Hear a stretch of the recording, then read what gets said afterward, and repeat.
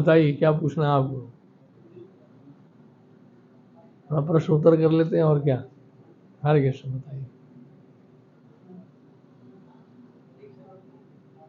मुझे मेरा सवाल ये था कि जैसे हम बहुत सारे आसपास समाज में देखते हैं घूमते हैं, जैसे कई व्यक्ति जो होते हैं जो काम करते हैं 16-16 घंटा 18-18 घंटा, मतलब गधों की तरह काम करते हैं।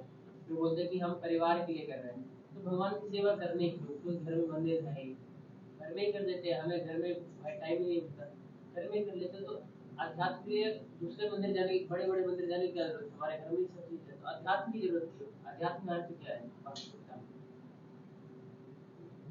घर में मंदिर बना सकते हैं आप, लेकिन मंदिर भी मंदिर है। जैसे आप करस्पॉन्डेंस कोर्स भी कर सकते हैं, या तो फिर डेज कॉलेज में जाके भी पढ़ सकते हैं। चॉइस आपका है, किसका अधिक महत्व है आप जानते ही हैं। घर में बैठ के कोई डॉक्टर तो बन नहीं सकता है, घर में बैठ के कोई लॉयर नहीं बन सकता है। तो इसलिए आध्यात्म के विषय के बारे में जानने के लिए मंदिर जाने की आवश्यकता पड़ती है। यहाँ पर विशेष जो केंद्र बिंदु है भगवान श्री कृष्ण है, आध्यात्म ही एक विषय है वहाँ पे,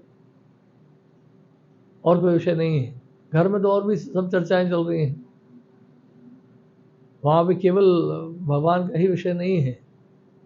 ये मंदिर में विषय भगवान का है कि नहीं। ऐसे आप देखते हैं कुछ मूवी देखते हैं या कुछ पिक्चर देखते हैं, तो उसके लिए टेलीविज़न की आवश्यकता पड़ती है। ऐसे थोड़ा आकाश पर देख रहे हैं, साउंड वेव तो हर जगह ट्रैवल कर रहा है, लेकिन उसके लिए आपको रेडियो की आवश्यकता पड़ती है साउंड को सुनने के लिए, नहीं। तो भगवान अगर हर जगह हैं, हर जगह कहाँ दिख रहे हैं हमें? दिख रहे हैं? तो जहाँ दिख रहे हैं वहाँ देखो जाके।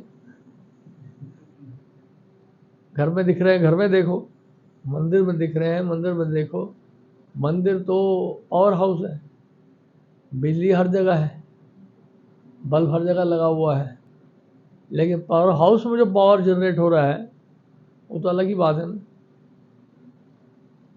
पावर जहाँ से आ रहा है, आप कह रहे हो हमारे घर में लाइट जल रही है हम क्यों जाएं? अरे वो जाएं इसलिए क्योंकि कनेक्शन तो वहाँ से है, बिल तो वहाँ पे कर रहे हैं आप जहाँ से बिजली सप्लाई हो रहा है, इसलिए वहाँ जाके अर्जी लगाने का अलग ही महत्व है। जैसे पुराने ज़माने में चिट्ठियाँ भेजा करते थे आप, आजकल तो ईमेल का ज़माना, ईमेल का और व्हाट्सएप का ज़माना है, लेकिन पुराने ज़माने में तो चिट्ठी भेजना पड़ता था, लिख कर हाथ से लिफाफे में डालकर एड्रेस लिख के, है कि नहीं।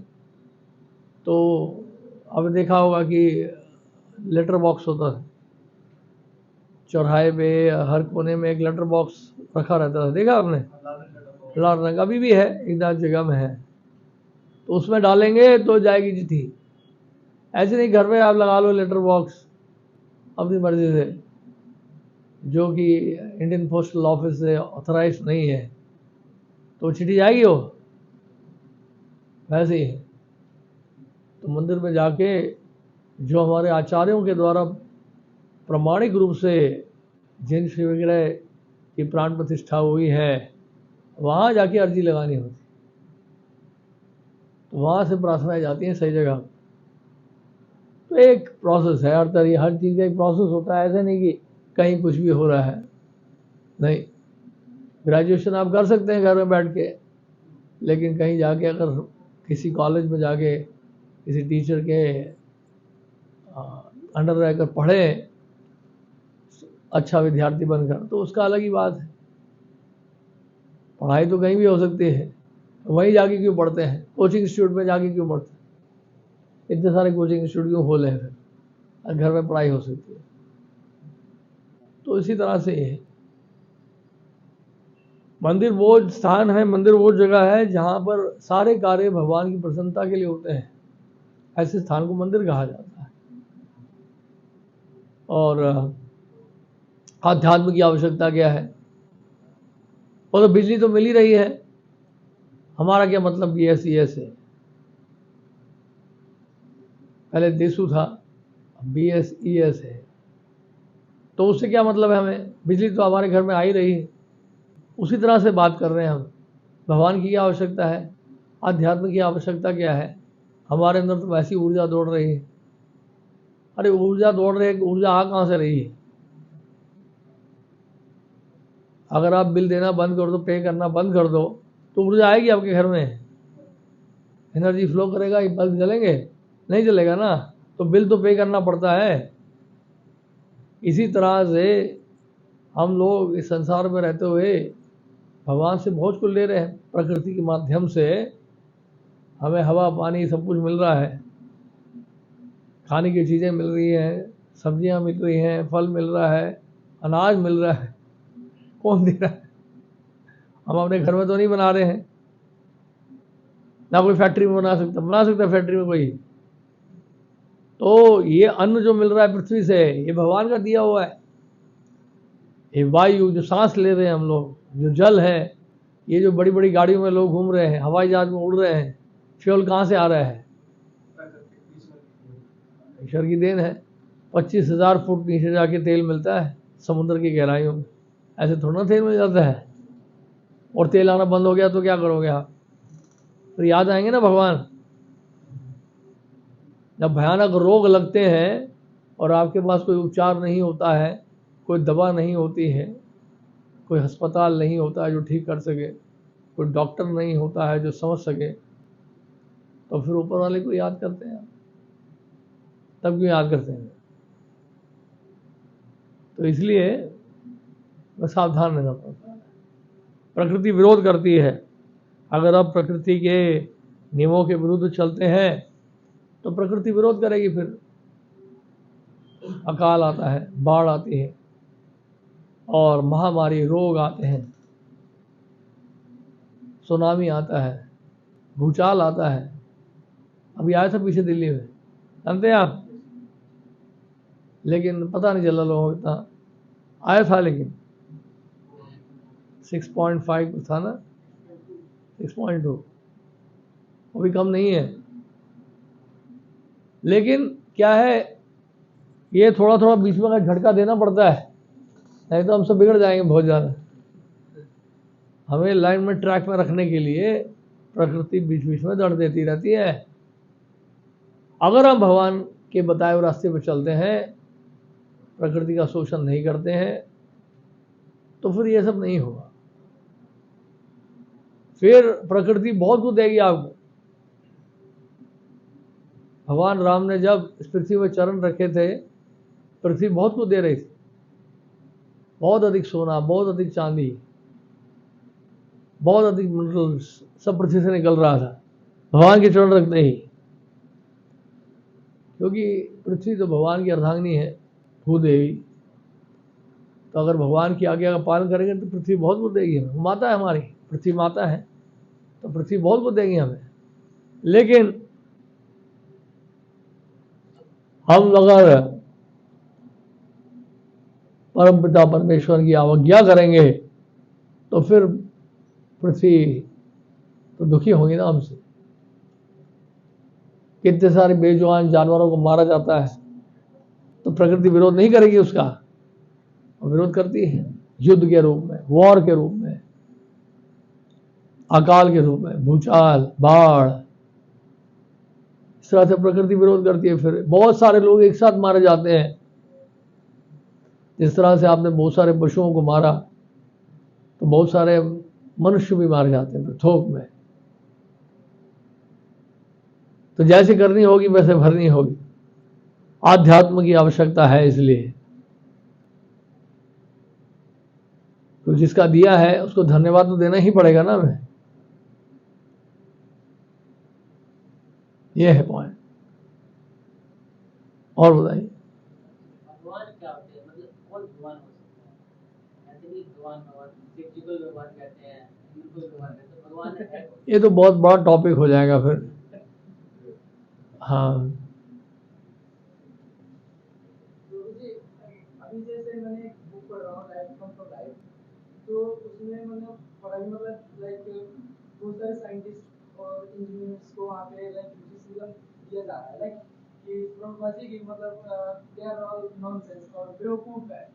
तो लाइक मैंने इंजीनियरिंग पहली बार सुना। तो मैंने इंजीनियरिंग किया और फिर उसके बाद मतलब उसके बाद हमें बताया सब बकवास। ठीक है, ठीक है। तो मतलब इंजीनियरिंग तो कर ली और मतलब समझ भी आ गया कि मतलब क्या चीज़ें होती है, अब आगे जाके कैसे करना है। लेकिन जब ये सब चीज़ें पढ़ने के बाद मतलब अभी मैंने रिसेंटली 1-2 महीने पहले पुरानी याद नहीं चीज़ें तो मैंने पढ़ रहा हूँ, मतलब मैं बहुत सारी चीज़ें देख रहा हूँ मैं कि क्रिटिसिज्म किया जा रहा है मतलब प्रभुपाद जी के द्वारा कि मतलब सब बेवकूफ़ है, नॉनसेंस है, इस टाइप का है। मतलब ये चीज़ें क्यों है कि मतलब हम पढ़ना छोड़ देते थे या क्या? देखिए, प्रभुपाद जी साइंस के खिलाफ नहीं थे। प्रभुपाद जी इस बात के खिलाफ थे कि साइंटिस्ट ये प्रूव करना चाह रहे हैं कि भगवान का अस्तित्व ही नहीं है। उस बात पे प्रभुपाद जी को क्या थी, नाराजगी थी। प्रभुपाद जी साइंस के खिलाफ नहीं है। प्रभुपाद जी चाहते थे कि जो रियल साइंटिस्ट हैं, कौन है जो भगवान के अस्तित्व को वैज्ञानिक दृष्टि से, वैज्ञानिक रूप से प्रमाणित करे, साइंटिफिकली एस्टैब्लिश करे कि गॉड एग्जिस्ट करते हैं। प्रभुपाद जी के शिष्य रहे हैं, अभी नहीं है, वो चले गए क्योंकि शरीर छोड़ दिया उन्होंने। तो वो पीएचडी थे कैलिफोर्निया यूनिवर्सिटी से, बहुत बड़े साइंटिस्ट थे। तो प्रभुपाद उनको बोला था ये बात। प्रभुपाद ने कहा कि आप साइंटिस्ट हो, so you scientifically prove that God exist. अगर साइंस के खिलाफ होते तो प्रभुपाद ये बात क्यों बोलते? तो साइंटिफिकली प्रूव करो, साइंटिफिकली प्रूव करो कि गॉड एग्जिस्ट करते हैं। तो ये परम कर्तव्य है वैज्ञानिकों का कि साइंटिफिकली एस्टैब्लिश करें एब्सोल्यूट ट्रूथ को, परम सत्य को वैज्ञानिक रूप से भगवान की भगवत्ता को स्थापित किया जाए। लेकिन भगवान के अस्तित्व को ही मिटा देते हैं। वो कहते हैं सब कुछ केमिकल से उत्पन्न हुआ है, केमिकल कॉम्पोजिशन है, या फिर बिग बैंग थ्योरी है। वो थ्योरी है, कोई साइंस तो प्रूव नहीं हुआ है हो। तो इस तरह से फिर बार बार थ्योरी बताते रहना और वास्तव में असली बात है क्या उसका ना पता होना, तो बात तो बहुत लंबी खींच रही है ना। अगर आपके पास कोई ज्ञान है नहीं पूरा और आप लगे हुए सालों साल तक, तो कम से कम उनसे सीखो जिनके पास है ज्ञान। तो समय की बर्बादी है, कुछ मिलने वाला तो है नहीं। तो कहने का मतलब ये है, इसलिए शास्त्रों को जानना बहुत जरूरी है। विज्ञानम विज्ञानम सहितम, यहाँ भगवत गीता में भी बोल रहे हैं, विज्ञान शब्द भगवत गीता में भी आ रहा है। साइंस जो है शब्द है, ये तो वैदिक शब्द है, इसको नकारा नहीं जा सकता है। लेकिन प्रभुपाद जी आते थे जो वो असली साइंस है, वास्तविक विज्ञान है, उसको स्थापित किया जाए। वैज्ञानिकों का ये कार्य है। प्रभुपाद जी को इसी बात से नाराजगी थी जब वो भगवान के अस्तित्व को डिनाई कर रहे हैं, साइंटिफिकली डिनाई कर रहे हैं गॉड के एग्जिस्टेंस को। उस बात पे प्रभुपाद जी को क्या आता था? क्रोध आता था। तब प्रभुपाद जी ऐसा बोलते थे। नहीं तो प्रभुपाद ने ही बनाया है। हमारे इस्कॉन में एक शाखा है जिसको कहते हैं भक्ति Vedanta institute for sciences. ISKCON का एक ब्रांच है, BI कहते हैं इसको। बॉम्बे में भी है, बर्कले में भी है, और कई सारे साइंटिस्ट में कार्य कर रहे हैं जो डिवोटीज भी हैं। वो सब डिवोटीज भी हैं, साइंटिस्ट भी हैं। तो वो सबका कार्य यही है कि वो साइंटिफिकली प्रूव करते रहते हैं गॉड के एग्जिस्टेंस को। हमारे बुक शॉप में जाएंगे ना, बहुत सारी बुक्स हैं। भक्ति स्वरूप दामोदर महाराज, डॉक्टर TD सिंह उनका नाम था, और के स्पिरिचुअल नाम था हिज भक्ति स्वरूप दामोदर गोस्वामी महाराज। तो पहले तो बहुत आते थे महाराज यहाँ का, हम तो बहुत मिले उनसे। तो यहाँ पर उनकी बहुत सारी बुक्स हैं। मैंने पूछा भी था महाराज से एक बार कि महाराज ये जो क्लोनिंग करते हैं टिश्यू से, तो ये कैसे करते हैं? फिर हम कहते हैं कि लाइफ कम फ्रॉम लाइफ, जीवन का स्रोत जीवन है, फिर टिश्यू से क्लोनिंग कैसे हो रहा है? तो एक बकरा बना दिया। खैर प्रभुपाद ये कहते थे बकरा तो पहले ही बन रहा है, अगर आपने कुछ बना लिया है एक और तो उसमें बहुत बड़ा कोई अचीवमेंट नहीं है, बकरे तो ऐसे ही बन रहे हैं। तो दूसरी बात ये है, वो जो टिश्यूज है जिससे क्लोनिंग होती है वो लिविंग टिश्यूज होते हैं। वो मरे हुए टिश्यूज से कभी भी क्लोनिंग नहीं हो सकती है। लिविंग टिश्यूज से ही क्लोनिंग होगा, तो टिश्यूज में जो लाइफ है उसी से लाइफ आएगा, अपने यहाँ लाइफ नहीं आता। डेड मैटर से कभी लाइफ नहीं आ सकता, कभी आ ही नहीं सकता है। तो यही सबसे बड़ा कंप्लेंट है हमारा कि वो कहते हैं कि लाइफ मैटर से पैदा हुआ है, जीवन का स्रोत वो कहते हैं भौतिक पदार्थ है। इस बात को हम स्वीकार नहीं करते हैं। जीवन का स्रोत जीवन है, जीवन होगा तो जीवन उत्पन्न होगा, मरे हुए व्यक्ति से कभी इंसान पैदा नहीं हो सकता है। अगर कोई स्त्री मरी हुई है उसमें से बच्चा होगा क्या? वो गर्भवती होगी? ये तो मतलब, तो इसलिए कहने का मतलब है life come from life, life जो है वो लाइफ से ही आता है, जीवन का स्रोत जीवन है। और तो ऐसे बहुत सारी बुक्स हैं, वो पढ़ सकते हैं आप, साइंस इनका बैकग्राउंड है, उन बातों को और अच्छे से समझ पाएंगे उसको। तो मतलब आपने इस बात से मैंने ये समझा कि लाइक जीवन से रसायन होता है, रसायन से जीवन नहीं होता है। एक्चुअली जीता जागता पेड़ होगा उसी से सिट्रिक एसिड निकलेगा। तो ये टोटली तो बायोलॉजी के रिलेटेड हो गया चीजें, लेकिन जो लाइक इंजीनियरिंग से रिलेटेड होता है, लाइक एरोप्लेन बना दिया उन्होंने, गाड़ी बना दी, मतलब हम कम टाइम में कोई भी डिस्टेंस को पार कर सकते हैं। तो लाइक ये तो बढ़िया अच्छा है, अचीवमेंट अच्छा है, लेकिन बनाया तो इंसान नहीं ना जो जी रहा है। जीवित व्यक्ति ही तो हवाई जहाज बना रहा है ना। अगर हवाई जहाज बना भी दिया आपने तो वो जो उड़ता है 40,000 फुट ऊपर या 30,000 फुट ऊपर उड़ता है, उसमें अगर पायलट ही ना हो तो कैसे उड़ेगा वो? एक पायलट की तो फिर भी आवश्यकता है ना जिसके पास जीवन है। डेड बॉडी को बिठा के प्लेन नहीं उड़ने वाला है। तो जीता जाता व्यक्ति ही हवाई जहाज बना रहा है। Technological advancement is good for life. हाँ, लाइफ के लिए अच्छा है उसका अगर सदुपयोग हो। अगर न्यूक्लियर बॉम्ब बना रहा है तो टेक्नोलॉजी का क्या फायदा? इंसान तो वैसे ही मर रहे हैं, आपने उसको और एक्सिलरेट कर दिया, तो ये कौन सा अचीवमेंट है? एक अर्थक्वेक आएगा वैसे ही मर जाएंगे सब, उसमें AK-47 क्या करेगा? तो कहने का अर्थ ये है कि जीता जागता इंसान है उसका महत्व है, लाइफ का महत्व है ना। आप प्लेन बनाइए, सब कुछ बनाइए, उसका सदुपयोग होना चाहिए, मिसयूज नहीं होना चाहिए। भक्तों का उपयोग, भक्त हवाई जहाज का उपयोग करते हैं। हमारे भक्त तो है अमेरिका जाते हैं, यूरोप जाते हैं, रशिया जाते हैं, प्रीचिंग के लिए जाते हैं, हवाई जहाज को यूज कर रहे हैं हम भी। हम तो मटेरियल एडवांसमेंट के अगेंस्ट नहीं है, लेकिन उसको सही दिशा दिखाना जरूरी है, ये कहना है हमारा।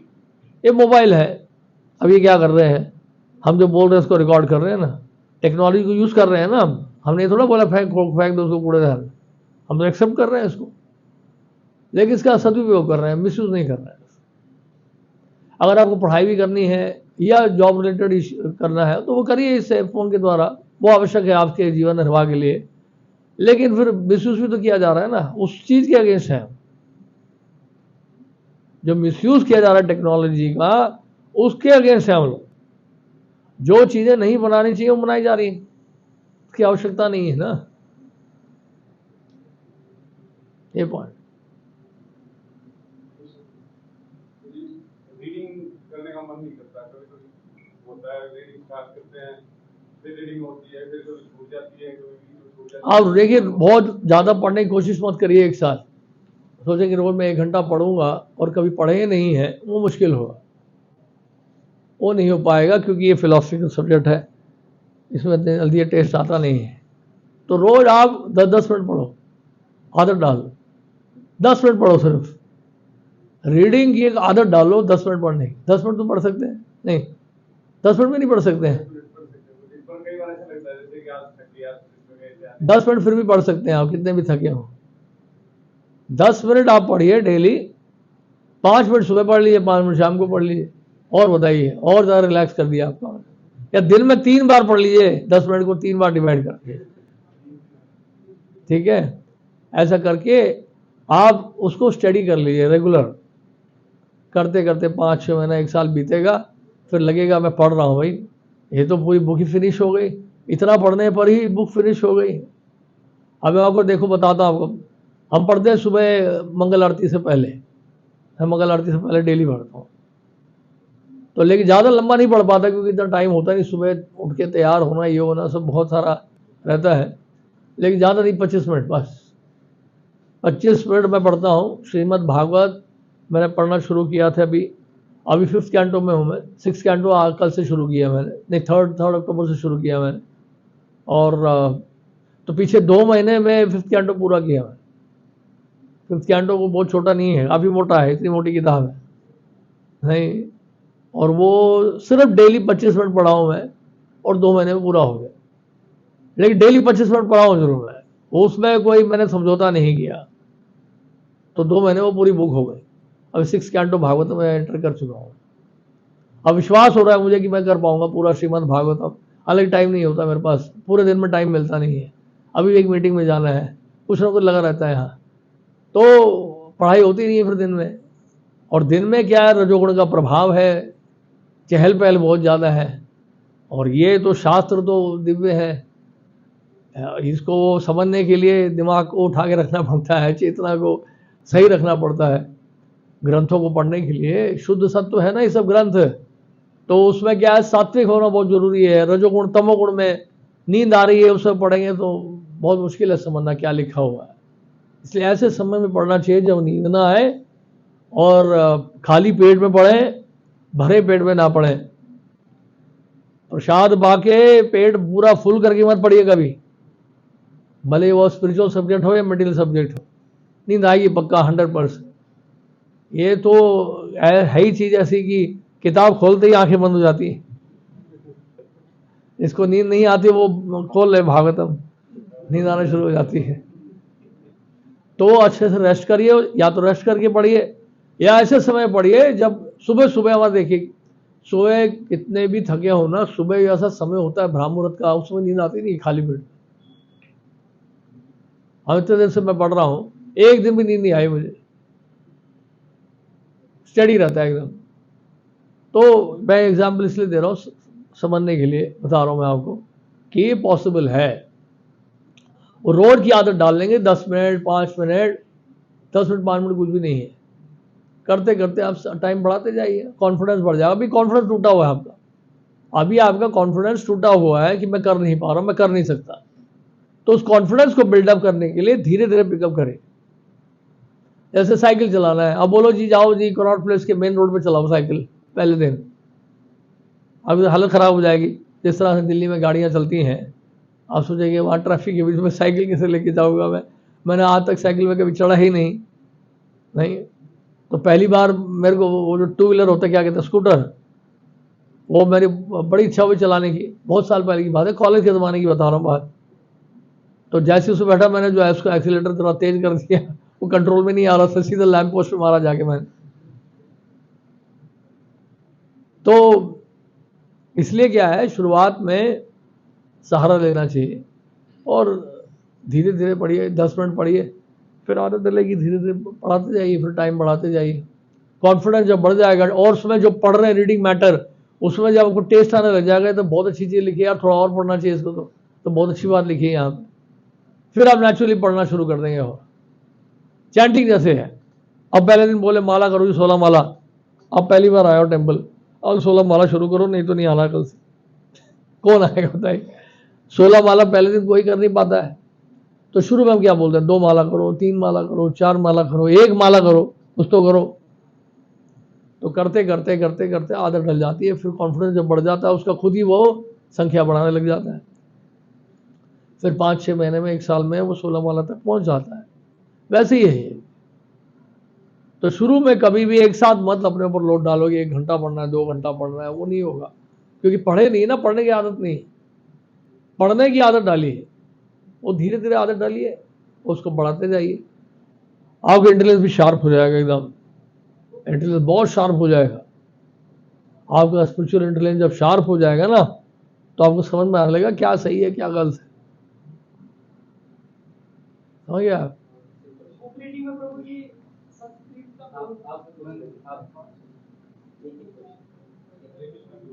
मेरा नाम पवन है। मेरा प्रश्न ये है कि मैं ये जानना चाहता हूँ, 2 तरह के व्यक्ति हैं, 2 भी मतलब हम तो भगवान के उतारे हुए हैं सर। तो मेरा प्रश्न ये, एक मैं पूरा ऐश्वर्य धनधान से अपनी जिंदगी जिला, दूसरा जो मतलब 2 की रोटी भी नहीं ले पा, लेकिन दोनों बराबरी पूजा करते हैं मंदिर में जाके। तो एक दोनों बराबर जाके पूजा करते हैं, विश्वास दोनों का, आस्था दोनों की पूरी होती है भगवान के प्रति, लेकिन इनके साथ कैसे होता है? ओ हाँ, तो इसका संबंध पूर्व जन्म से है ना, पिछले जन्म में क्या किया उस पर निर्भर करता है। पिछले जन्म में अगर कर्म अच्छे नहीं है तो फिर हाल उसका खराब होता थोड़ा, और जिसने पुण्य कर्म किए हैं उसको सुख सुविधा मिलती है जन्म में। पुण्य कर्म के आधार पर आपको जो है अच्छे कुल में जन्म, विद्वत्ता, सुंदरता, अच्छा स्वास्थ्य, हाँ ये सब मिलता है। और अगर बुरे कर्म हैं तो उसका विपरीत होता है। हाँ, अगर इस जन्म में अच्छे कर्म करेंगे तो आगे भविष्य अच्छा होगा, तो अगले जन्म के लिए बुकिंग हो गई फिर। लेकिन अगर आप भक्ति करेंगे इस जन्म में तो आपके जो पाप कर्म है सारे नष्ट हो जाएंगे। हाँ, फिर तो आप इस संसार के आगमन चक्र से ही बाहर निकल जाए। अब भगवान के शुद्ध भक्त बन गए आप, तो फिर आप जो है जन्म मृत्यु जरा व्याधि का जो चक्र है उस साइकिल से ही बाहर निकल आए।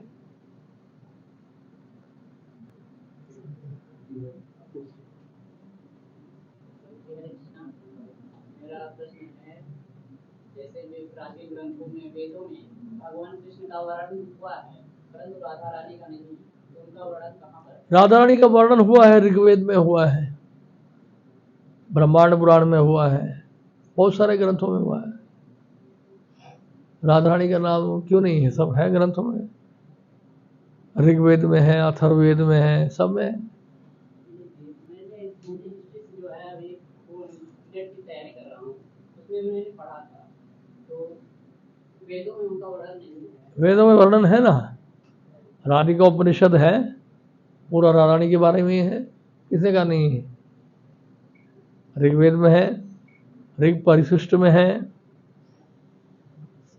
वेदों में है, पुराणों में है, ब्रह्मांड पुराण में है, पद्म पुराण में है, गर्ग संहिता में है, कहाँ नहीं है बताओ? उसमें पूरा एकदम साफ साफ लिखा है कि नहीं लिखा है।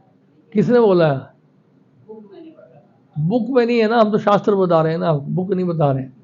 ये ग्रंथों में है, ऋग्वेद में है, अथर्ववेद में है, राधिका उपनिषद है, पूरा वेदों का विभाग है, पूरा राधा रानी के बारे में दिया है।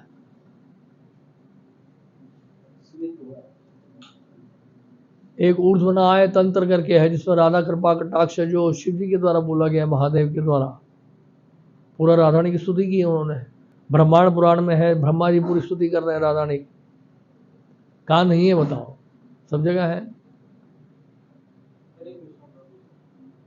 प्रभु जी, मेरा सवाल आपसे ये था कि कई बार होता है कि हमसे हमारे इमोशंस कंट्रोल में नहीं होते, मतलब जीवन बहुत ज्यादा यहाँ भी चलता है, भागता है, दिमाग एक जगह स्थिर नहीं रहता, फोकस टूटता है, तो उसके लिए हम कैसे उसको मतलब कंट्रोल में रखें या कैसे उन चीजों पे काम करें? बहुत सारी आकांक्षाएं, बहुत सारी इच्छाएं हैं ना, इस कारण से इच्छाएं बहुत सारी हमारी, इसलिए केंद्र नहीं होता है, ध्यान केंद्र में नहीं आता है। डिजायर मल्टीपल है ना, बहु शाखा अनंताश बुद्धयो अबुद्धयो व्यवसायिना, भगवान गीता में कह रहे हैं बहुत सारी शाखाओं में बटे हुए हैं हम, जड़ में पानी डालना है, हम शाखाओं में बटे हुए हैं। व्यवसायत्मिका बुद्धि एक ही कुरुनंदना, तो व्यवसायत्मिका बुद्धि तभी हो सकता है जब व्यक्ति भोग और ऐश्वर्य से आसक्त ना हो। भोग ऐश्वर्य प्रसक्ता नाम तया प्रतिचेतसाम व्यवसायत्मिका बुद्धि समाधो न विधीयते। तो व्यवसायत्मिका बुद्धि कौन नहीं हो सकता है? जिसकी आसक्ति है भोग और ऐश्वर्य में, वो कभी भी व्यवसायत्मिका बुद्धि नहीं हो सकता, उसका ध्यान भटकता ही रहेगा, मन भटकता ही रहेगा, रजोगुण के प्रभाव के कारण।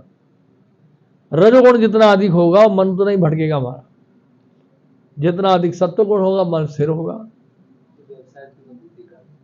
वही तो बता रहा हूं मैं। तो इसलिए रजोगुण को शांत करके सत्वगुण को बढ़ाना है। इच्छा रखना गलत नहीं है, इच्छाओं को शुद्ध करना है। इच्छाओं, मैंने बताया ना, ये रख सकते हैं फोन आप, इसको शुद्ध करिए ना, अशुद्ध मत करिए इसको। फोन रखना गलत नहीं है, उसका दुरुपयोग गलत है। इच्छाओं को शुद्ध करिए, इच्छाओं को शुद्ध करिए। असवर है, जैसे एक गैर कानूनी है, एक कानूनी है। आप शहर में कहीं भी घूम सकते हैं, जो सड़क के नियम है उसको फॉलो करते हुए। फ्रीडम है लेकिन रेगुलेटेड फ्रीडम है। ऐसा नहीं कि आंख बंद करके चला सकते हो कहीं भी। हाँ जी हमारा देश आज़ाद है, मैं क्यों रुकूं सिग्नल में, हम 100 की स्पीड पे चलाएंगे, ये कैमरा फैमरा कुछ नहीं होता है, चलान वलान कुछ नहीं होता है, हम कहीं नहीं रुकेंगे, बस आप गाड़ी लेके भाग रहे हैं। लेकिन वो फ्रीडम जो है रेगुलेटेड नहीं है। आज़ादी है लेकिन रेगुलेटेड है, तो रेगुलेटेड फ्रीडम है। तो इसी तरह से इच्छाओं को रेगुलेट करना। और ये कैसे पता चलेगा कि यहाँ पे ये रेगुलेटेड है, उसके बाद ये जैसे ट्रैफिक लॉस को पता चलता है, किसके द्वारा बताया जाता है? सरकार के द्वारा बताया जाता है। सरकार बताती है कि ये है रेगुलेशन, सरकार बताती है ना, तो हम तो नहीं बता रहे हैं, सरकार बता रही है। इसी तरह से शास्त्र बता रहे हैं, शास्त्र हमारे बताएंगे कि रेगुलेशन क्या है, कहाँ आपकी सीमा है, कहाँ आपकी सीमा नहीं है, क्या करना चाहिए, क्या नहीं करना चाहिए। तो शास्त्रों को पढ़ेंगे तो पता चलेगा क्या सही है, क्या गलत है। रेगुलेशन तो इंसान के लिए होता है ना। देखा आपने गाय बैल भैंस, उनके लिए सिग्नल बनाया गया है, ट्रैफिक सिग्नल।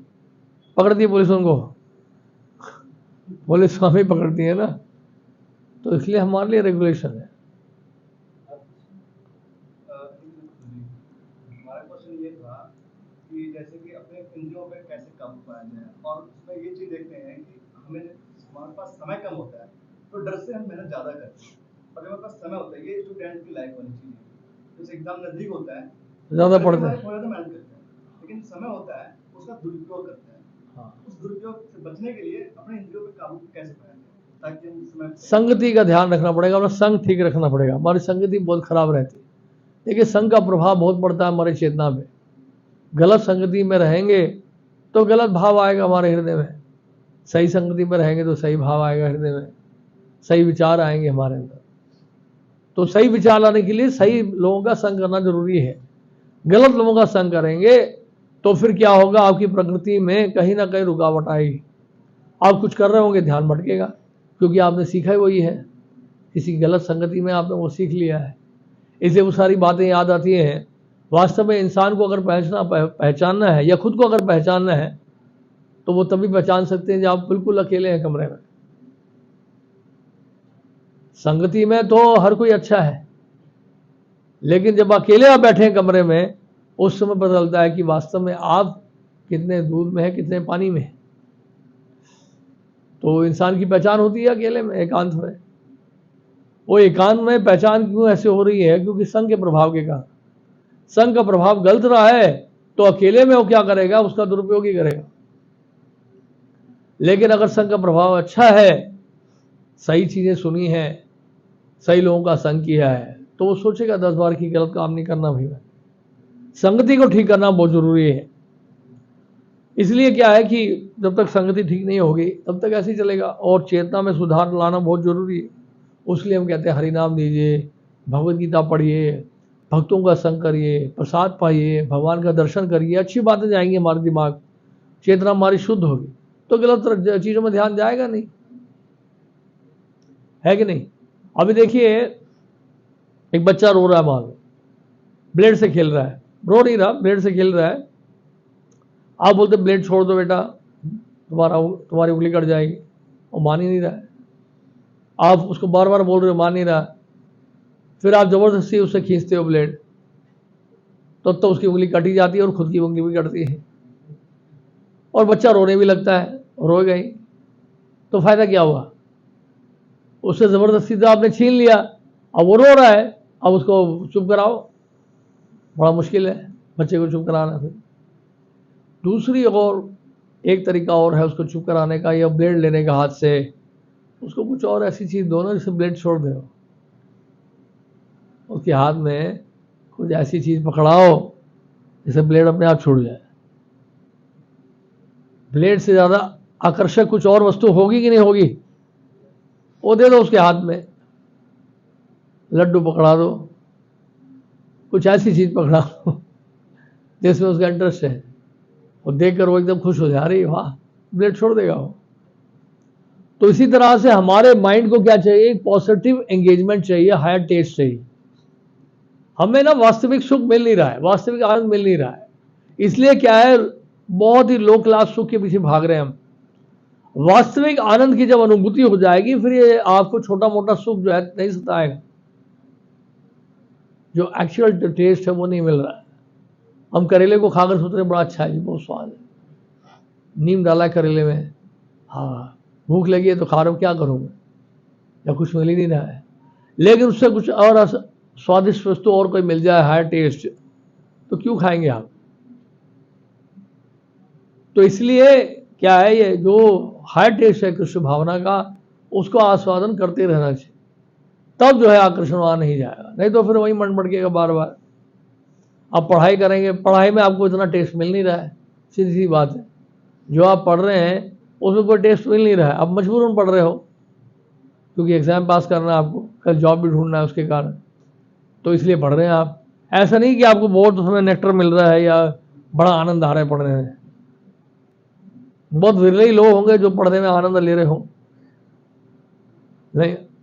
तो इसलिए वो अगर कोई अगर हायर टेस्ट नहीं होगा तो वहीं फंसे रहेंगे, और पढ़ाई किताब पढ़ भी रहे होंगे, ध्यान आपका 10 दिशाओं में भटक रहा होगा, एक ही पेज में रहोगे आप 1 घंटे के लिए। अरे मैं 1 घंटे से एक ही पेज में आगे बढ़ ही नहीं रहा हूं। तो इसलिए क्या है, ये इसलिए है बहुत सारे हमारी आकांक्षाएं, बहुत सारी इच्छाएं हैं, और बहुत शाखा बहुत जगह हमारी इच्छाएं फैली हुई हैं गलत संगति के कारण। गलत चीजें हमने सुन ली हैं, गलत चीजें हमने देख ली हैं, और वो सब हमें याद आ रही है कब, जब हम पढ़ रहे हैं। तो इसलिए चेतना को शुद्ध करना होगा हमें सही संगति के द्वारा। सही संगति के द्वारा जो चेतना को शुद्ध करेंगे, बुद्धि को और शुद्ध करेंगे, मन को शुद्ध करेंगे, तो फिर ध्यान लगेगा, फिर उसको हम कर्तव्य समझ के करेंगे।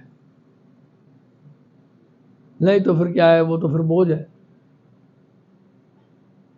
समझ रहे हैं इस बात को आप? हरे कृष्ण।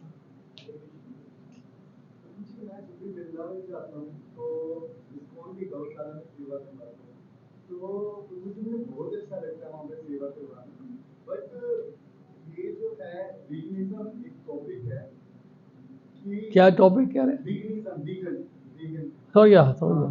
तो फिर प्रभु जी जो कमर्शियल मिल्क है, जो कमर्शियल मिल्क आता है, तो कहीं ना कहीं क्योंकि हमारा सनातन धर्म है वो पशु को के हित में सोचता है, तो अगर हम इनडायरेक्ट वे से क्रुएलिटी नहीं कर रहे हैं पशु के लिए, अगर हम कमर्शियल मिल्क यूज करते हैं, जिस तरह उनके साथ आफ्टर मिल्किंग जब वो गाय दूध देने लायक या भैंस को जो भी हो दूध देने लायक नहीं रह जाती, तो उनको वेस्ट किया जाता है और बीफ एक्सपोर्ट किया जाता है, तो ये गलत नहीं है।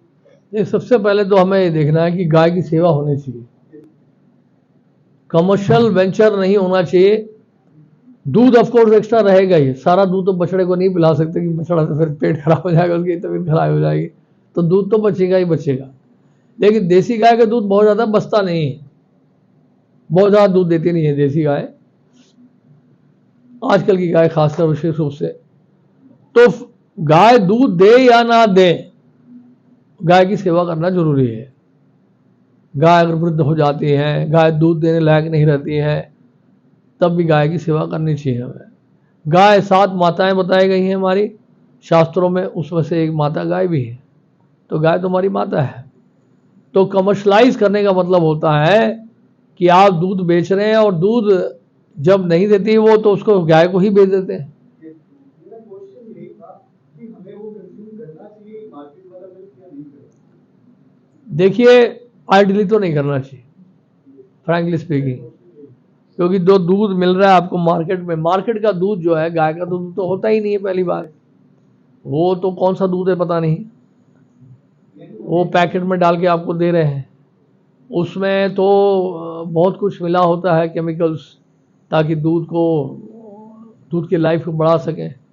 कई बार तो ऐसे दूध से दही भी नहीं जमता है, पता नहीं कौन सा दूध होता है वो, एक महीने के लिए पड़ा रहता है पैकेट में, और फिर भी खराब नहीं होता है वो, और उसे हम पीते हैं। हड्डियों के लिए बहुत नुकसान करता है, स्वास्थ्य के लिए बहुत हानिकारक होता है वो। तो हेल्थ की दृष्टि से भी ऐसे दूध अच्छा नहीं है, हड्डियां खराब हो जाती हैं उसमें, यूरिया मिला है, पता नहीं क्या मिला है उसमें, तो वो दूध बहुत नुकसानदायक है, अच्छा नहीं है वो। ऐसा दूध ना ही पिए तो अच्छा है, सीधी बात। प्रॉब्लम यह है कि हम इस गाय की सेवा करना नहीं चाहते, हमें दूध चाहिए, ये समस्या है। हमें चाहिए सिक्का डालें और दूध निकालें, तो हमें चाहिए कोई ना कोई इजी वे चाहिए, आसान तरीका चाहते हैं दूध के लिए, लेकिन उसके लिए यू हैव टू पे द प्राइस, है कि नहीं। सेवा करेंगे गाय की अच्छे से तो दूध भी मिलेगा जितना आवश्यक है आपको, लेकिन वो दूध नहीं भी देती है तो गाय की सेवा फिर भी करते रहना चाहिए।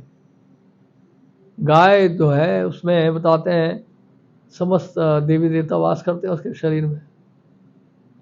गाय जो है वो हमारी माता है, पृथ्वी हमारी माता है, इस तरह से गाय भी माता है। तो ये तो बहुत बड़ा पाप है कि गाय को बेचना, कसाईयों को बेचना, इधर उधर बेचना, ये तो बहुत बड़ा पाप है। हम लोग नहीं करते ऐसा। हमारे यहाँ वृद्ध गाय भी हैं, बूढ़ी गाय भी हैं, दूध ना देने वाली गाय भी हैं, बैल भी बहुत सारे हैं, सब है। जब तक वो जीवित है तब तक रखा जाता है उनको।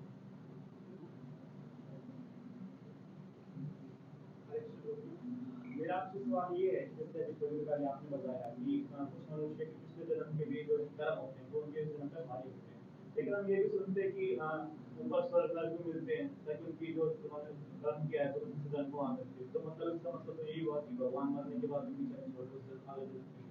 अगला जन्म बिल्कुल नया उसकी नई नई भूमि पर है, मतलब वो पकड़ के कि वही नहीं कोई वही रहेगा तो वही को मिले।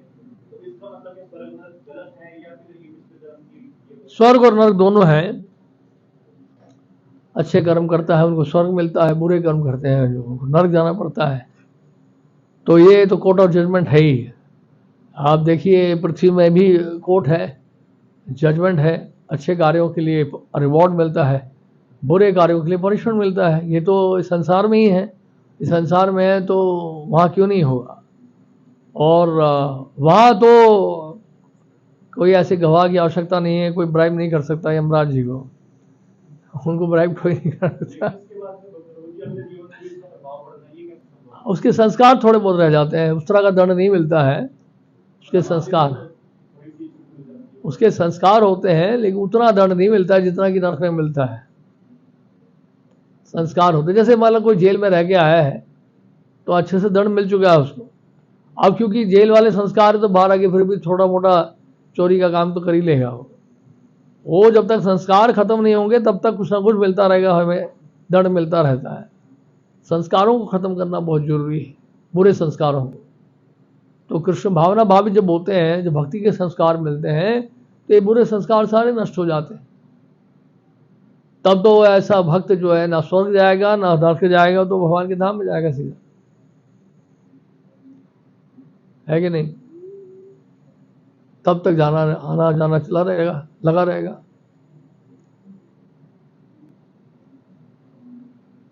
स्वर्ग जाना भी बहुत बड़ी उपलब्धि नहीं है, क्योंकि वहां जाकर भी वापस आना पड़ता है।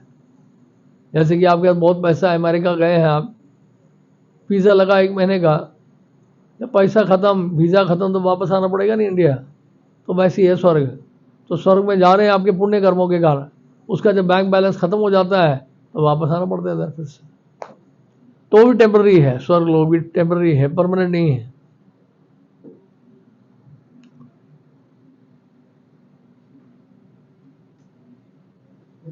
हाँ जी, आप बताए थे कि भगवान का नाम लेने से पाप मिट जाते हैं, तो इंसान पाप करता है फिर भगवान के पास जाता है, प्रार्थना करता है कि मैं आगे से ऐसा नहीं करूँगा, फिर वो थोड़ी देर में फिर से ऐसे ही लगता है काम करने गलत काम में, फिर वो भगवान के पास ऐसे क्यों करता है, बार बार पाप करता है, बार बार भगवान के पास जाता है। फिर उसका होता क्या है, मतलब वो करता क्या है। संस्कार इतने मजबूत है ना कि बहुत गहरे संस्कार है हमारे, वो संस्कार इतने डीप हैं कि बार बार आपको बुरा कर्म करने में मजबूर करते हैं। जैसे कि जंगल में जब आग लगती है तो कई बार क्या होता है, उसकी जड़ें पूरी तरह से जलती नहीं, बड़े बड़े वृक्ष होते हैं ना, उसकी जड़ें पूरी तरह से जलती नहीं है, और जब बरसात जब आती है तो दोबारा उग जाता है। वो देखने में लगता है कि पेड़ सारे जल गए, खत्म हो गए, आग लगी जंगल में, लेकिन जड़ें क्योंकि अभी भी रह गई हैं, बरसात के आने पर फिर से उगने लग जाता हो। तो पाप का जब तक बीज रहेगा, पाप के संस्कार जब तक रहेंगे, पाप करने की संभावना फिर भी बनी रहती है। तो पाप का संस्कार, पाप करने का जो बीज है, सीड ऑफ सिंफुल डिजायर, पाप करने का जो बीज है, वो बीज को नष्ट करना बहुत जरूरी है। और वो पाप का बीज, पाप के संस्कार है, वो केवल भक्ति के द्वारा ही नष्ट हो सकते हैं। इसे लगातार भक्ति करते रहना पड़ेगा आपको। गलतियां होती भी हैं, भक्ति करना मत छोड़ो, लगे रहो। एक दिन क्या होगा, वो खत्म हो जाएगा। पाप के संस्कार जहां खत्म हो गए तो दोबारा फिर पाप नहीं करोगे आप। इसलिए वो भक्ति करते रहना चाहिए। आप समझ रहे हैं? शुद्ध भक्ति होगी, धीरे धीरे होगी, एकदम से कहां से होगी। मान लीजिए आपको बहुत भयानक रोग है, आप दवाई ले रहे हो, तो ऐसा लग रहा है कभी आप ठीक हो गए, कभी लग रहा नहीं ठीक हो गए, लेकिन आपको दवा लेते रहनी पड़ेगी। दवा लेते रहोगे, डाइट प्रॉपर लेते रहोगे, आज नहीं तो कल ठीक हो जाओगे। अगर आपके भाग्य में ठीक होना लिखा है तो ठीक हो जाओगे आप। वो इसलिए हो गए क्योंकि आपने रेगुलरली दवाई ली है, दवाई कभी छोड़ी नहीं, रेगुलरली एक्सरसाइज करते रहे, दवा लेते रहे, प्रॉपर डाइट लेते रहे, तो स्वस्थ हो गए। इसी तरह से क्या है कि अगर आप फॉलो करते रहे प्रोसेस को, भक्ति के प्रोसेस को अगर फॉलो करते रहेंगे, भक्तों के संग में रहकर, और फिर दोबारा पाप क्यों कर रहे हैं हम लोग इतने कमजोर क्यों हो जाते हैं? भक्तों के संग में रहें, प्रोसेस को फॉलो करें, ग्रंथों को पढ़ें, शास्त्रों को पढ़ें। बुद्धि को तेज करना बहुत जरूरी है। बुद्धि आपकी जितनी तेज रहेगी शास्त्रों का अध्ययन करके, श्रवण करके, तो फिर आप गलत दिशा में आपका मन जाएगा नहीं। बुद्धि को तेज करना है। बुद्धि आपको बताए बार बार कि अब गलत कर रहे हो, मत करो दोबारा। वो कैसे होगा? बुद्धि कैसे तेज होगी? जब इन ग्रंथों को पढ़ेंगे, भक्तों का संग करेंगे, भक्तों से सुनेंगे, तब हम लोग सावधान रहेंगे। भैया मेरे को दोबारा गलती नहीं करनी है, दोबारा करूंगा तो फिर तो डंडा पड़ेगा। तो इसलिए वो जो पाप का जो बीज है, पाप के जो संस्कार है, यानी वो जड़ है जो वृक्ष का, वो जड़ को खत्म करना है। वो जड़ जब खत्म हो जाएगा, पाप का बीज जब नष्ट हो जाएगा, फिर पाप करने की प्रवृत्ति नहीं रहेगी। पाप करने के संस्कार खत्म हो जाएंगे तो पाप करोगे नहीं। फिर तब तक संभावना रहती है। संभावना अगर है भी तो भक्ति का कवच पहनो, भक्तों के संग में रहो, भगवान का निर्मित रूप से दर्शन करो, हरि नाम का उच्चारण डेली करो, डेली जो कोटा है जब करने का वो करो, तो बचे रहोगे। भगवान बचाएंगे फिर आपको। भगवान का नाम रोज लेगा जो नियमित रूप से, तो कृष्ण उसकी रक्षा करेंगे कि दोबारा आप ना करोगे, है कि नहीं? कहने का मतलब यह है, इसका पलड़ा भारी होना चाहिए भक्ति का, तब वो खत्म हो जाए। आप एक पांव रखते हो तो पांव को अच्छे से जमाओ, तभी दूसरा पांव उठाना। आप बहुत एक जो संस्कार है, पाप के संस्कार हैं, उसको कम करने के लिए या उसको नियंत्रित करने के लिए, उसको क्या कहते हैं, उसको रोक के रखने के लिए हमें भक्ति के संस्कार को बढ़ाना है। उसकी जो क्वांटिटी है उसको बढ़ाना है, तो वो अपने आप ठंडा पड़ जाएगा, है कि नहीं? उसका वजन मत बढ़ाओ, वजन इसका बढ़ाओ, भक्ति का वजन बढ़ाओ, तब वो जो संस्कार है वो ठंडे पड़ जाएंगे, ढीले पड़ जाएंगे।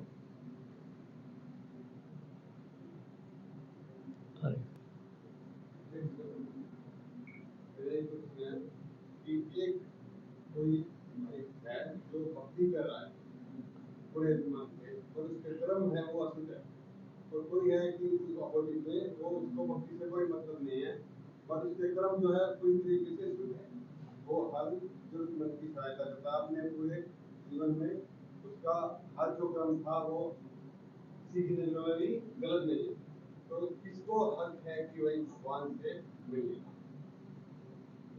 पहले वाले को, जो भक्ति कर रहा है और कर्म पूरे, क्योंकि वो बहुत लंबे समय तक बुरे कर्म करेगा नहीं, वो फिर भक्ति ही करेगा केवल। लेकिन जो केवल अच्छे कार्य कर रहा है, भक्ति नहीं कर रहा है, वो केवल वही करेगा, फिर भक्ति कभी कर ही नहीं पाएगा वो। कर्म ही भक्ति है, हाँ, कर्म कौन सी कर्म भक्ति है? कृष्ण भावना भावित कर्म भक्ति है। जो कर्म भगवान की प्रसन्नता के लिए किया जाता है वो वास्तव में भगवान को प्रिय है। जैसे अर्जुन भी कर्म कर रहे हैं, अपना क्षत्रिय धर्म का पालन किया उन्होंने, लेकिन भगवान की प्रसन्नता के लिए युद्ध किया उन्होंने। भगवान को कहते हैं अपने माता पिता की सेवा करो। कहाँ कह रहे हैं? शास्त्रों में कहाँ लिखा है? कहाँ लिखा है भगवत गीता बताइए? माता पिता की सेवा तो निश्चित रूप से करना ही है, वो तो अच्छी बात है, वो शास्त्रों में दिया है, लेकिन भगवत गीता में नहीं दिया है। माता पिता की सेवा करना निश्चित रूप से अच्छा है, लेकिन हमें पूछना कितने लोग कर रहे हैं? बहुत कम लोग कर रहे हैं। हर कोई थोड़ा माता पिता की सेवा कर रहा है, लेकिन करना चाहिए, ये बात सही है आपकी।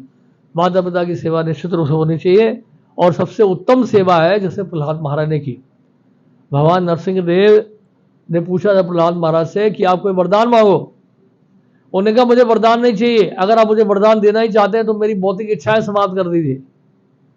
प्रहलाद महाराज ने कहा कि मेरी सारी भौतिक इच्छाएं आप नष्ट कर दीजिए, यही मेरी प्रार्थना है। कई सारी वरदान मांगने के लिए बार बार बोल रहे थे भगवान नरसिंह देव। उन्होंने ये कहा कि जहाँ तक जो आपके जो भक्त हैं नारद जी, उनकी सेवा से मैं कहीं वंचित ना हो जाऊं। वो उनके गुरु थे नारद जी, तो वो कह रहे थे कि वो चाहते थे कि उनके गुरु की सेवा, नारद जी की सेवा से कभी वंचित ना हो। और एक उन्होंने जो वरदान मांगा वो ये था, प्रहलाद महाराज ने, उन्होंने कहा कि जो मेरे पिता हैं जिन्होंने मेरे साथ इतना अत्याचार किया, हिरण्यकशिपु ने, उनका आप उद्धार कर दीजिए। प्रहलाद महाराज कह रहे हैं भगवान नरसिंह देव, नरसिंह भगवान कह रहे हैं जिस कुल में तुम्हारे जैसे महाभागवत का जन्म होता है, जिस कुल में जो तुम्हारे जैसे महाभागवत होते हैं, उस कुल के तो 21 पीढ़ियां तर जाती हैं। 21 पीढ़ियां, सिर्फ अपने माता पिता नहीं, आपके माता पिता नहीं, केवल 21 पीढ़ियां, 4 फादर्स, वो डिलीवर हो जाए आगे पीछे सब मिला के। हम तो एक माता पिता की चिंता कर रहे हैं, लेकिन भगवान के आप शुद्ध भक्त बनते हैं तो 21 पीढ़ियां तर जाती हैं। 21 जनरेशन जो हैं वो डिलीवर हो जाएंगे, वो सब आज नहीं तो कल वो भी भगवान के धाम में जाएंगे। 21 पीढ़ियां, एक दो नहीं। और कोई और भक्ति नहीं कर रहा है, केवल माता पिता की सेवा कर रहा है, निश्चित रूप से वो पुण्य कर्म कर रहा है, लेकिन कोई निश्चित नहीं है कि वो माता पिता को धाम ले जाएगा, क्योंकि वो भक्त नहीं है ना। इसलिए भगवान के धाम में अगर पुत्र का मतलब होता है, पू का मतलब नरक और त्रा का मतलब बचाना। जो अपने माता पिता को नरक जाने से बचाता है उसको पुत्र कहते हैं। आप समझ रहे हैं? तो माता पिता की अगर वास्तव में सेवा करनी है तो हम लोग भगवान के भक्त बने। भक्त बनेंगे तो उनका उद्धार हो जाएगा। जैसे ध्रुव महाराज जब हैं, वो भगवान के धाम में जब जा रहे थे, उनके सगी माँ, सौतेली माँ भी थी, सगी माँ भी थी। सौतेली माँ ने तो क्या हुआ, ध्रुव महाराज 5 साल के थे और उनके भाई जो थे वो बैठे हुए थे अपने माता की गोद में। तो ध्रुव महाराज की इच्छा हुई कि वो अपने पिता की गोद में बैठे। क्षत्रिय खून है, क्षत्रिय थे वो, तो उनकी जो सौतेली माँ है उन्होंने मना कर दिया। उन्होंने कहा कि अगर आप अपने पिता की गोद में बैठना चाहते हैं तो आपको मेरे कोख से जन्म लेना पड़ेगा। जाओ भगवान से प्रार्थना करो कि अगला जन्म ऐसा हो। कम से कम उन्हें ये बोल दिया कि भगवान से प्रार्थना करो। तो ध्रुव महाराज बहुत रोते रोते, क्षत्रिय खून है तो बहुत गुस्से में थे वो, सांस फूल रहा है उनका, और अपनी सगी माँ के पास आए। माता से कहा कि ऐसे बोला उन्होंने, मुझे पिता की गोद में बैठने नहीं दिया, और उन्हें कहा कि जाइए भगवान से प्रार्थना करिए कि अगला जन्म हो, उनके कोख से जन्म हो। कहाँ मिलते हैं भगवान? ध्रुव महाराज ने पूछा, ऐसे ही सरल भाव था उनका पूछने का। उनकी सगी माँ ने कहा कि अक्सर जो भगवान को पाने के लिए पहाड़ों में या वनों में जाते हैं, जंगलों में जाते हैं। ध्रुव महाराज सुन लिया और निकल ही गए, घर से बाहर निकल गए, सीधा जंगल चले गए, ब्रज में चले गए, मधुबन में। 6 महीने उन्होंने घोर तपस्या की, भगवान ने दर्शन दे दिया उनको, ध्रुव महाराज को। 6 महीने में भगवत प्राप्ति हो गई। बहुत कठोर तपस्या की उन्होंने नारद जी की कृपा से। और जब वो भगवान के धाम में जा रहे थे, उनको अपनी सगी माँ याद आ गई। अरे मेरी माँ ने तो मुझे बताया था कि वन में मिलेंगे, जंगल में, उनकी प्रेरणा से तो मैं इधर आया था। ओहो, वो तो पीछे ही रह गई। तो भगवान के धाम में जो लेके जा रहे थे उनको, वैकुंठ के पार्षद, उन्होंने कहा पीछे मुड़ के देखो कौन आ रहा है। तो एक और प्लेन आ रहा था, वैकुंठ विमान, उसमें उनकी माँ भी बैठी हुई थी। वो तो पीछे बैठी है, वो भी साथ में जा रही थी तुम्हारे। तो कहने का अर्थ ये है कि अगर आप एक अच्छे भक्त बनते हैं तो आपके अपने माता पिता का उद्धार तो वैसे ही हो जाता है, और अगर शुद्ध भक्त बन जाते हैं तो 21 पीढ़ियां तर जाती है। तो वास्तव में कल्याण और भला तो एक भक्ति कर रहा है अपने माता पिता का। बाकी अगर कोई भौतिक दृष्टि से, संसार की दृष्टि से कोई बहुत अच्छा है व्यक्ति और माता पिता की सेवा कर रहा है, लेकिन फिर दोबारा संसार में दोबारा आना पड़ेगा उसको। जब तक हम भगवान की सेवा नहीं करेंगे, संसार में दोबारा आना पड़ेगा। तो कहने का मतलब है कि आपने अगर माता पिता को भव सागर के चक्र से बाहर नहीं निकाला तो वास्तविक सेवा तो हुई नहीं ना। उनको जन्म मृत्यु जरा व्याधि के चक्र से बाहर निकालना है। ये हम सबकी जिम्मेदारी, एक पुत्र की जिम्मेदारी ये है। वो तभी हो सकता है जब आप भगवान की शरण में, तभी संभव है। ठीक है ना? और बताइए। 10 जुलाई को आपकी जन्मदिवस पर इसको भादों का यूज करो, वृंदावन आपसे कुछ सेकंड्स की मीटिंग होती है, और आपने एक बात बोली थी कि बहादुर वो है जो ध्यान पूर्वक जप करते हैं। तो जो ध्यान पूर्वक जप करते समय, अगर आप जप करते समय अपनी आंख मूंद कर भगवान का स्मरण करना चाहे तो हमें किसका स्मरण करना चाहिए? क्या हमें प्रभुपाद जी का करना चाहिए, चैतन्य भगवान का करना चाहिए, राधा मदन जो भी आपको अच्छा लगे, प्रभुपाद का करिए, राधा मदन मोहन जी का करिए, जो भी ठीक लगे। संसार का स्मरण मत करो।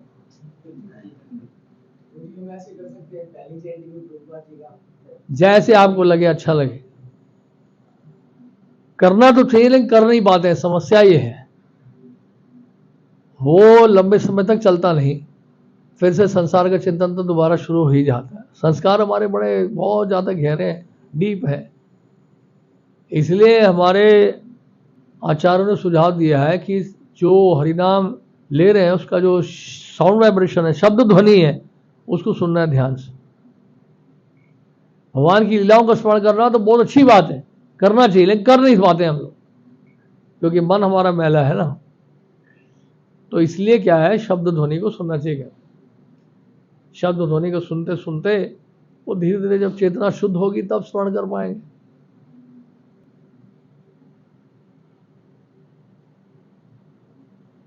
ठीक है? हरे, हाँ जी, लास्ट।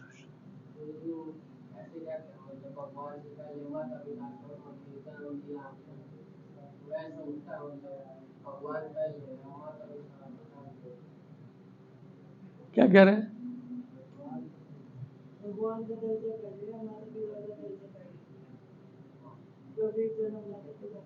देखिए, भगवान का दर्जा तो हमेशा पहले ही रहेगा, क्योंकि इस जन्म में जो आपके माता पिता हैं उनको देने वाले भी भगवान ही, तो वो भी भगवान के द्वारा दिया गया ना। अगर आपने किसी कुल में जन्म लिया है, कोई आपके माता पिता बने हैं, वो भी भगवान के द्वारा ही तो दिया गया है। तो भगवान का तो दर्जा सबसे ऊंचा रहेगा ही रहेगा हमेशा।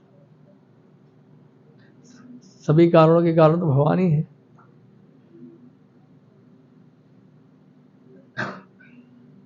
जिस समय मतलब ये भौतिक इच्छाएं और हम बोलते हैं लस्ट, वो बहुत लेट जाती है, मतलब तो लस्ट को किस तरीके से ओवरकम कर सकते हैं? मतलब एक चीज जो मतलब हाँ हमें फॉलो करनी चाहिए, उसके थ्रू हम कर सकते हैं।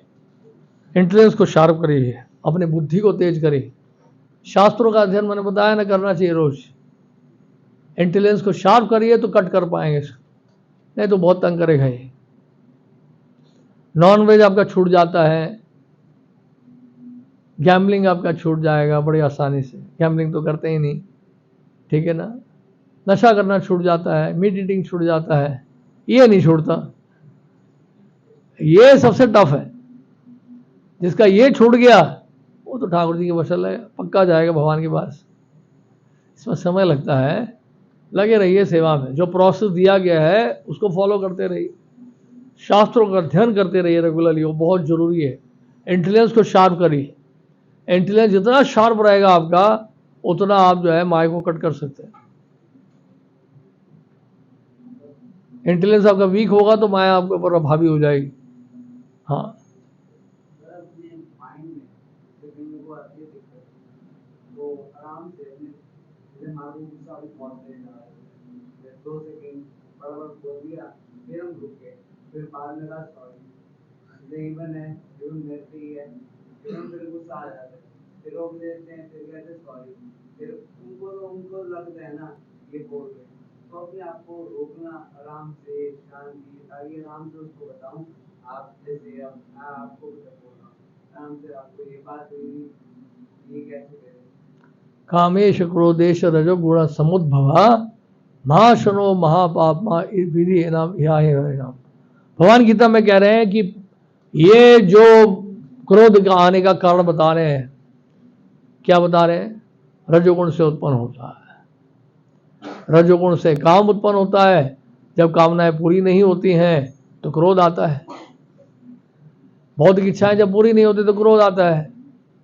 कोई आपकी इच्छा पूरी नहीं कर रहा या आपके विचारों के विरुद्ध बातें कर रहा है, आपके अहंकार को चोट पहुंचा रहा है, आपको संतुष्ट नहीं कर रहा है, आपकी इच्छा के अनुसार कोई अगर बात नहीं बोल रहा है, नहीं, या जो चाह रहे हैं आपको मिल नहीं रहा है, इस कारण से क्रोध आता है। तो ये सब कामना ही है, ये भौतिक कामनाएं हैं। भौतिक कामनाएं जितनी अधिक होंगी उतना क्रोध आएगा, भौतिक कामनाएं जितनी कम होगी उतना क्रोध कम आएगा। क्रोध हनुमान जी को भी आया, लेकिन वो क्रोध किसके लिए था? भगवान के लिए था, अपने लिए नहीं था। अर्जुन को भी क्रोध आया, अपने लिए नहीं, भगवान के लिए। तो वो क्रोध शुद्ध है। लेकिन अगर खुद के स्वार्थ के लिए क्रोधित होते हैं वो अच्छा नहीं। उसका जो जन्म स्थान है वो रजोगुण है। रजोगुण, रजोगुण से उत्पन्न होता है। रजोगुण समुद्भवा, तो वहां से उत्पन्न हुआ है रजोगुण से। रजोगुण को शांत करना है। रजोगुण को अगर शांत करना है तो कैसे शांत होंगे रजोगुण? अधिक से अधिक श्रवण कीर्तन करिए, सत्व गुण को बढ़ाइए, भक्ति करिए, तब होगा।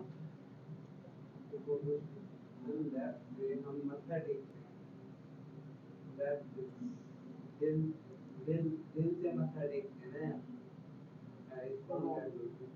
तो ये है लेफ्ट से मत्था टेकते। सामने गरुड़ जी बैठते हैं ना, इसलिए तो गरुड़ जी की तरफ पांव जाएगा। प्रभुपाद जी होते हैं कई बार, कई मंदिरों में प्रभुपाद जी सामने बैठते हैं।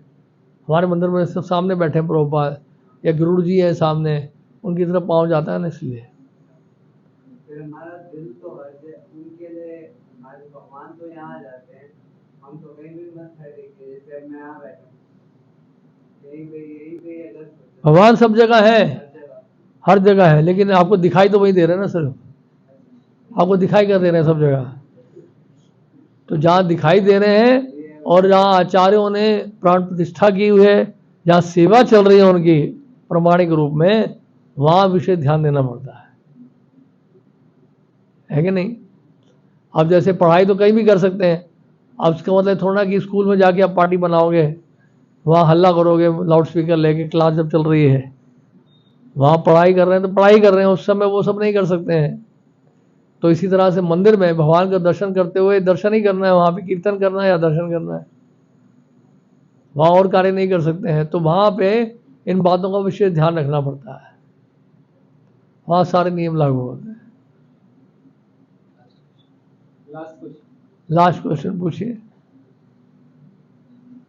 ये जानना चाहता हूँ, जैसे कि अभी आपने बताया कि एक व्यक्ति है जिसके असुर विचार लेकिन वो भक्ति करता है, उसे भगवान की प्राप्ति हो जाती है। तो जैसे कि रामायण में बताया गया है कि निर्मल मन से सुनने पावा, मोह कपट सत्य करना पावा, तो क्या उनको भगवान की प्राप्ति होती है? किसको? मतलब जिसका निर्मल मन है, चौपाई बताई गई है रामायण में, निर्मल मन से सुनने पावा। जिसका मन निर्मल है उसको भगवान की प्राप्ति तो होगी ना। जैसे आप वो भी कह रहे थे कि इसका असुर निर्मल है और वो भगवान की मतलब आध्यात्मिक पूजा भी कर रहा है, अशुद्ध विचार भी रखता है, लेकिन पूजा पाठ का राशि उसको खराब किया। क्या प्रश्न क्या है? रावण में होता है निर्मल मन वाला भगवान मिलता है, लेकिन आपने बताया कि कोई भक्ति करता है लेकिन कुछ उनके बुरे स्वभाव भी है, तो आपने बोला कि उनको भगवान मिला है, तो धीरे धीरे भक्ति करते करते उसको विचार शुद्ध हो जाएगा। तो उनका कहना है कि ऐसा तो रामायण में लिखा है सिर्फ निर्मल मन वाले को मिलेगा। हाँ, अंततः जो निर्मल मन वाले हैं उन्हीं को भगवत प्राप्ति होगी, लेकिन जिनका मन निर्मल नहीं है और भक्ति कर रहे हैं तो धीरे धीरे उनका मन निर्मल हो जाएगा, फिर भगवत प्राप्ति हो जाएगी। उन्हीं दोनों को ही हो जाएगा, एक को थोड़ा टाइम लगेगा, एक को कम टाइम लगेगा, जो शुरू से ही निर्मल हो। तो उसको जल्दी मिल जाएंगे। जिनका मन निर्मल है उनको थोड़ा और टाइम लगेगा। जो जितना ज़्यादा अधिक रोगी है उतना समय लगेगा उसको ठीक होने में, जो कम रोगी है वो जल्दी ठीक हो जाएगा। छोटी मोटी बीमारियाँ जल्दी ठीक हो जाएंगी। कोरोना है तो हो सकता है पता नहीं क्या हो जाए, ठीक हो या ना हो, ऐसा भी होता है कई बार, कोई दवाई काम ही नहीं करती।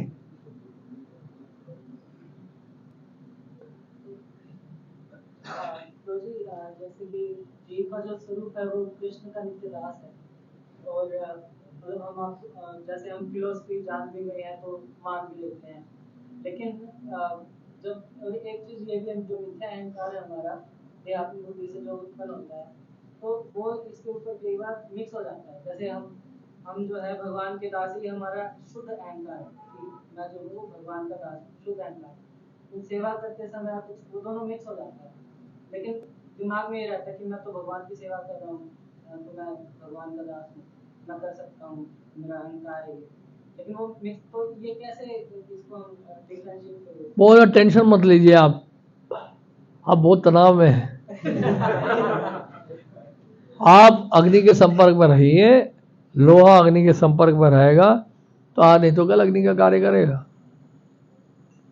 संपर्क में रहिए कृष्ण के, वो सबसे महत्वपूर्ण है। चिंता मत करिए अहंकार है या नहीं है, अनर्थों की इतना चिंता मत करिए, सेवा की चिंता करिए, साधन भजन की चिंता करिए। कमियां तो सब में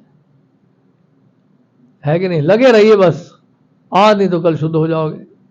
कृष्ण के संपर्क में जो भी आएगा वो शुद्ध होगा ही होगा, निश्चित है, बस समय की दूरी है। कोई 5 साल में हो जाएगा, कोई 10 साल में हो जाएगा, कोई 20 साल में हो जाएगा, कोई 50 साल में हो जाएगा, होगा जरूर, ये निश्चित है। कोई चल के जा रहा है, कोई बैलगाड़ी से जा रहा है, कोई स्कूटर से जा रहा है, कोई बस से जा रहा है, कोई ट्रेन से जा रहा है, कोई हवाई जहाज से जा रहा है, कोई रॉकेट से जा रहा है। अगर रास्ता वही है, लक्ष्य वही है, तो धीरे धीरे या जल्दी पहुंच जाओगे। जाना वही है सबको, चिंता क्यों करते आप? तो इसकी चिंता मत किया करो, अहंकार है या नहीं है, लगे रहे बस, लगे रहना ही वो सबसे बड़ी बात है। कोई अगर भक्ति में लगा ही हुआ है वही अपने आप में बहुत बड़ी योग्यता है। कौन लगता है भक्ति में? भाग्यशाली होते हैं। तो लगे हुए हैं बस, वही अपने आप में योग्यता है, वही अपने आप में पात्रता है, और क्या चाहिए आपको?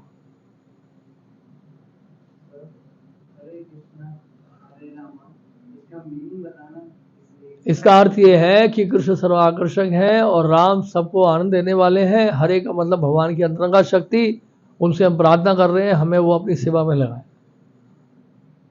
ठीक है? हाँ जी, हरे राधा रानी संबोधन है, हरे संबोधन का है, संबोधन वाचक है, वोकेटिव फॉर्म, हरे करके बुलाते हैं। हरा को हरे बोलते हैं। हरा मतलब एनर्जी, भगवान की अंतरंगा शक्ति, इंटरनल एनर्जी है। राधारानी को अंतर, ये मंत्र के रूप में है ना, ये हरे कृष्ण महामंत्र, इसलिए यहाँ पर हरे शब्द का उपयोग किया गया है, मंत्र के रूप में दिया गया है। ठीक है, हरे कृष्ण।